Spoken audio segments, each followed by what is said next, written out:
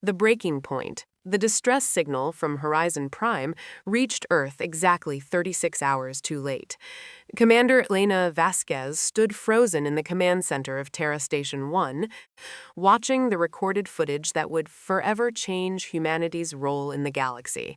The images were crystal clear, transmitted by hidden surveillance drones that had witnessed everything. 23,000 human colonists, including 8,000 children, had been methodically exterminated by the Vorthan Empire's shock troops. The official reason given by the Vorthans was territorial dispute resolution, but everyone who watched knew the truth. This was a calculated message to humanity about their position in the galactic food chain. For 200 years, Earth had walked the path of diplomacy. When humanity first discovered faster-than-light travel and encountered the vast galactic community, they had been shocked by the brutality of interstellar politics. The strong dominated the weak without mercy. Ancient empires carved up space like medieval lords dividing kingdoms. Yet Earth had chosen differently. They joined the Galactic Assembly as peaceful members, accepting restrictions on their expansion, tolerating unfair trade agreements, and responding to every provocation with measured diplomatic protests. When the Vorthans had seized 3 human cargo vessels last year, Earth had filed formal complaints. When they had imprisoned human merchants on fabricated charges, Earth had negotiated for their release. Always patient, always peaceful, always trying to prove that there was a better way. The massacre at Horizon Prime shattered that illusion forever.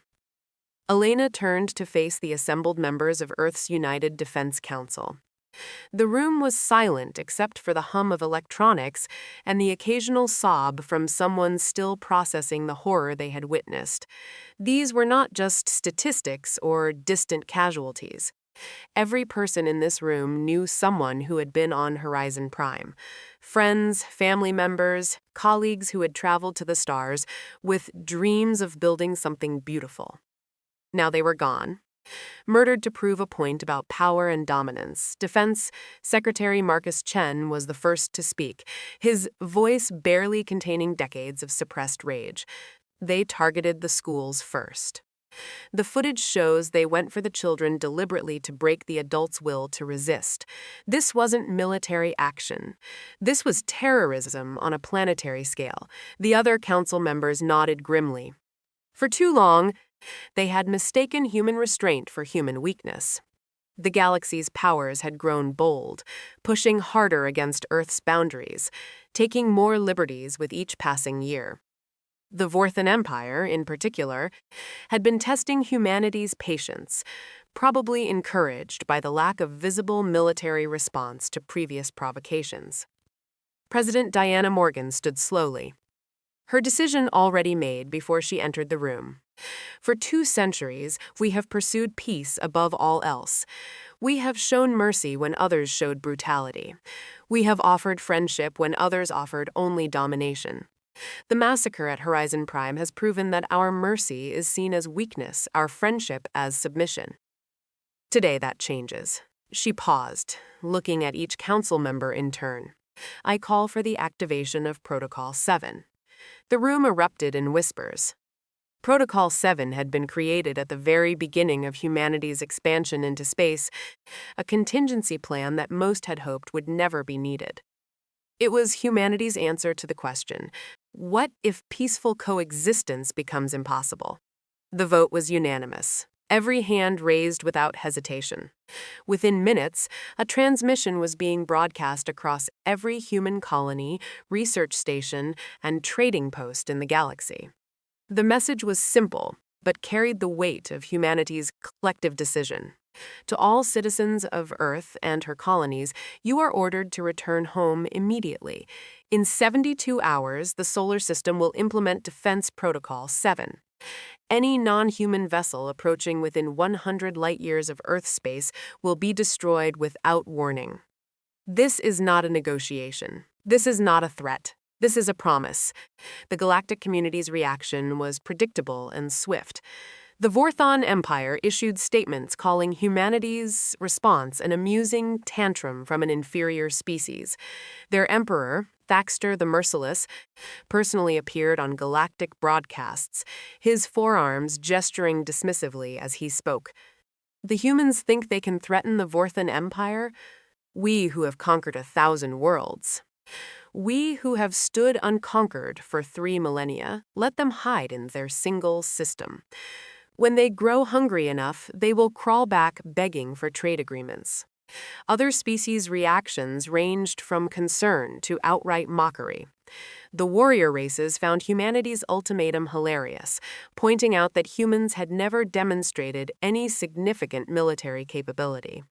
The merchant guilds worried about trade disruptions, but assumed humanity would back down once economic pressure mounted. The older, more established empires simply ignored the announcement, considering it beneath their notice. None of them understood what they had awakened. Deep beneath Earth's surface, in bunkers that had been constructed in absolute secrecy over 2 centuries, lights began turning on. Massive underground facilities that stretched for hundreds of miles hummed to life. These were not military bases in any conventional sense. They were something far more ambitious.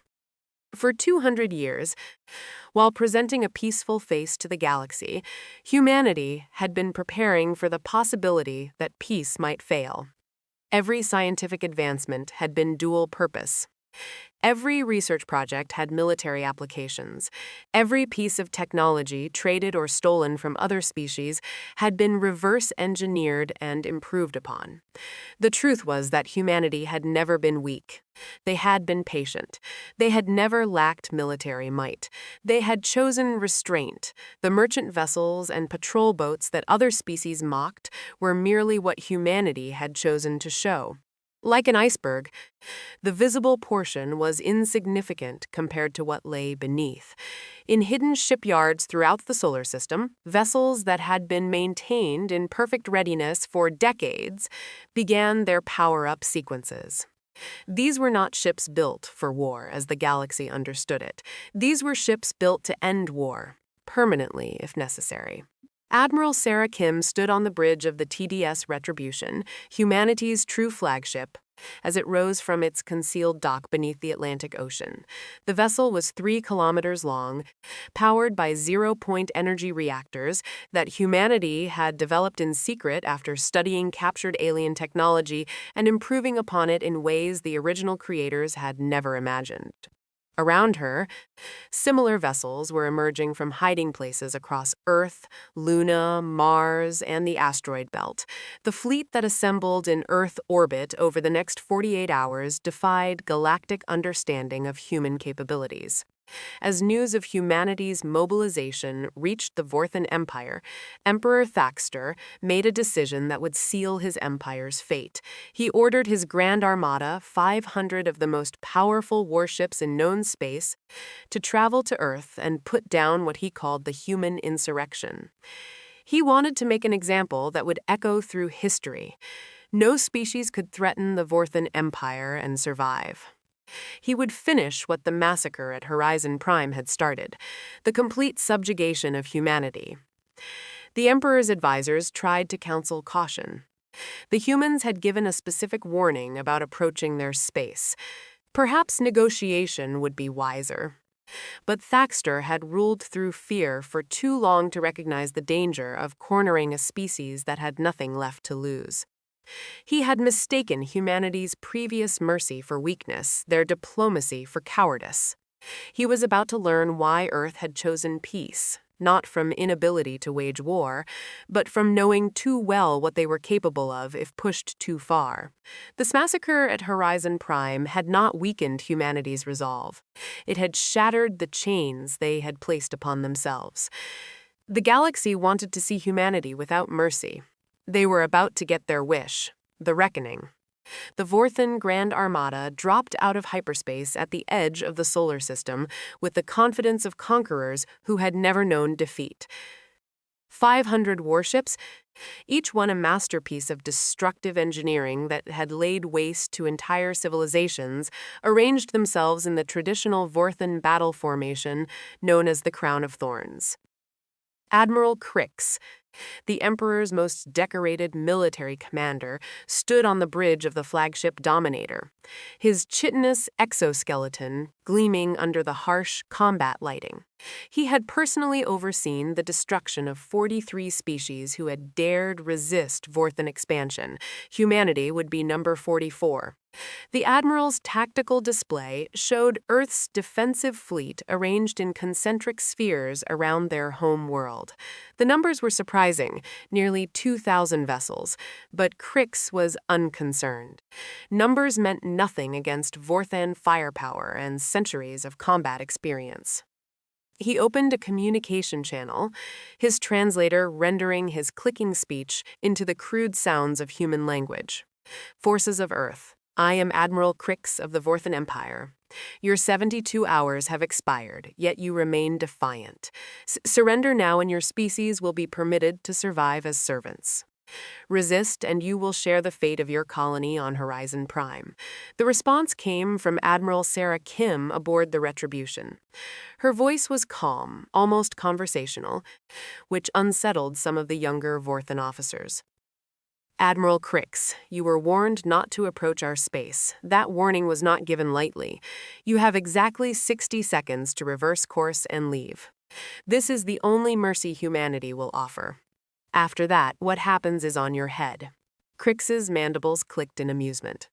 The human truly believed her inferior fleet could stand against the might of the Vorthan Empire. He would enjoy teaching her otherwise. The 60 seconds passed in silence. Then space itself seemed to bend around the Vorthan fleet. What happened next would be studied by military theorists for millennia, assuming any survived to study it. The human ships did not fire conventional weapons. They did not launch missiles or project energy beams. Instead, they fundamentally altered the laws of physics in localized areas around the Vorthan vessels. Gravity increased 10,000-fold in some areas, crushing dreadnoughts into points of ultra-dense matter. Time dilated in others, aging ships and crews to dust in seconds while the rest of the universe watched. Quantum uncertainty was weaponized, causing Vorthan vessels to exist in multiple states simultaneously before collapsing into nothingness. Admiral Crix watched in horror as his invincible armada was dismantled not through conventional warfare, but through the application of scientific principles the Vorthans had never even theorized. The humans had not built weapons, they had built reality manipulation devices. Every natural law that the galaxy took for granted became a weapon in human hands. The electromagnetic force was reversed in targeted areas, causing atomic bonds to fail. The strong nuclear force was negated, turning matter into expanding clouds of quarks. The weak nuclear force was amplified, triggering instant radioactive decay in any material the humans chose. 15 minutes. That was how long it took for the entire Vorthan Grand's Armada to cease existing. Not destroyed in any conventional sense, but removed from reality through methods that defied understanding. Only the Dominator remained, held in place by forces Admiral Crix could not comprehend. Admiral Kim's face appeared on his communications screen, her expression showing neither joy nor anger, only grim determination. You are alive because we choose to let you live. You will return to your Emperor and deliver this message exactly as I give it to you. Humanity spent 2 centuries choosing peace. We developed technologies that could end civilizations, and we chose not to use them. We created weapons that could unmake stars, and we kept them hidden. We mastered forces that could rewrite reality itself, and we restrained ourselves. She paused, ensuring the weight of her words was understood. The massacre at Horizon Prime has ended that restraint. From this moment forward, any species that kills a human citizen will face complete annihilation, not defeat, not conquest, annihilation. We will remove you from existence so thoroughly that future civilizations will question whether you ever existed at all. There will be no negotiations, no terms, no mercy. You wanted to see humanity without our self-imposed limitations. Congratulations, you've succeeded. The transmission ended, and Crix found his ship suddenly free to move. As he limped back toward Vorthan space, his sensors detected something that made his heart stop. The human fleet was expanding. Not just patrol ships, but massive construction vessels were emerging from hidden facilities, building new ships at a rate that defied industrial logic. In hours, they had doubled their fleet size. In days, they would have tens of thousands of vessels. The humans had not just been hiding their military. They had been hiding their entire industrial capacity. The news of the Vorthan Grand Armada's complete destruction spread through the galaxy faster than light itself. Empires that had stood for millennia began emergency sessions. Species that had never shown fear began building defensive fleets. The warrior races who had mocked humanity's threats fell silent. Everyone had the same question. If humanity could do this while showing restraint for 2 centuries, what else were they capable of? The answer came in a transmission from Earth that reached every corner of the galaxy simultaneously, a feat of communication technology that itself demonstrated human capabilities.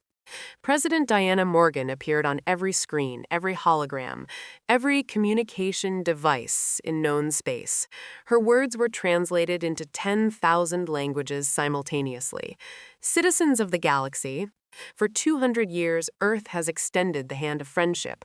We sought trade, not conquest. We pursued knowledge, not domination. We offered mercy to those who showed us none. That era has ended. The massacre at Horizon Prime has shown us that mercy is interpreted as weakness in this galaxy. Therefore, humanity withdraws its mercy. She held up a data pad, reading from it with ceremonial gravity. Effective immediately, the following policies are in effect. Any attack on human citizens will result in the complete dissolution of the attacking species' military forces. Any seizure of human property will result in the economic collapse of the responsible government. Any threat to human colonies will result in the threatening species losing all spacefaring capability permanently. The implications were staggering. Humanity was not declaring war. They were declaring themselves the arbiters of justice in the galaxy, with the power to enforce their will. And based on what had happened to the Vorthan fleet, they could back up their threats. "We do not seek to rule you," President Morgan continued. "We do not desire your territories or your resources. We simply demand to exist without fear of massacre. Those who respect human life will find us the most valuable allies. Those who threaten it will discover why we chose peace, not from weakness, but from wisdom."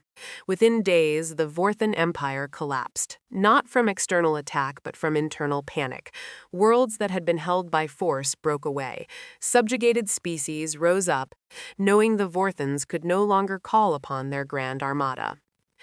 Emperor Thax Tor the Merciless was overthrown by his own guards, who sought to appease humanity before worse consequences arrived. The empire that had terrorized the galaxy for 3,000 years fell in less than a week, brought down not by conquest, but by the removal of their ability to project fear. Other empires took notice. The Ketran hegemony, which had been planning its own expansion into human space, quietly abandoned those plans and sent diplomatic envoys with apologies for past misunderstandings. The Dromoth Confederation returned human prisoners they had claimed did not exist. The mysterious Void Hunters, who had never acknowledged any species as equals, sent an unprecedented message to Earth suggesting a mutual non-aggression pact. The galaxy had discovered that humanity's greatest weapon had always been their choice not to use their weapons.